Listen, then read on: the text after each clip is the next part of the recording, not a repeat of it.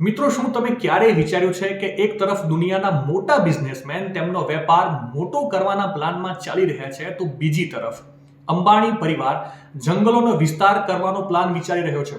વિચાર આવે કે અંબાણી પરિવારને અચાનકથી જ જંગલ અને પશુ પંખીઓ માટે આટલો બધો પ્રેમ કઈ રીતે જાગૃત થયો? તો મિત્રો, નિષ્ણાંતોના મત મુજબ એક થિયરી એવી છે કે અનંત અંબાણીનું 3500 એકરમાં ફેલાયેલું વનતારા પહેલી નજરે તો એકદમ એનિમલ વેલફેર પ્રોજેક્ટ દેખાય, પણ વાસ્તવમાં તે આવનારા ભવિષ્યમાં યોજાનારા કાર્બન ક્રેડિટ ગેમની એક મોટી તૈયારી છે.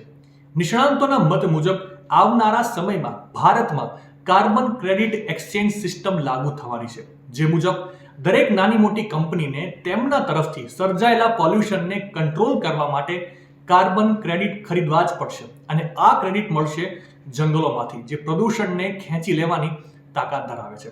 જ્યારે ભારતની નાની મોટી કંપનીઓને કાર્બન ક્રેડિટ ખરીદવા માટે જંગલોની જરૂર પડશે, ત્યારે અનંત અંબાણીનું વનતારા બની જશે કાર્બન ગોલ્ડ માઇન. નિષ્ણાંતોનું તો ત્યાં સુધી માનવું છે કે અનંત અંબાણીના વનતારામાં લગભગ 1.5 લાખથી વધારે નાના મોટા જાનવરો રહેલા છે, અને 2000થી વધારે એવા જાનવરો છે જે રેર સ્પીસીસમાં આવે છે, જેમનો જીનેટિક ડેટા મેડિકલ કંપનીઓ માટે ખૂબ જ કામનો હોય છે, જેની કિંમત કરોડોમાં નહીં પણ અરબોમાં લગાવી શકાય છે. ટૂંકમાં, નિષ્ણાંતોના મત મુજબ વનતારા એ માત્ર એક જંગલ નથી, પરંતુ ફ્યુચર બિઝનેસ સેટઅપ પણ છે. માહિતી સારી લાગી હોય તો રીલને વધારે શેર કરજો, અને આવી જ અવનવી માહિતી માટે સંદેશ ડિજિટલ સાથે જોડાયેલા રહેજો.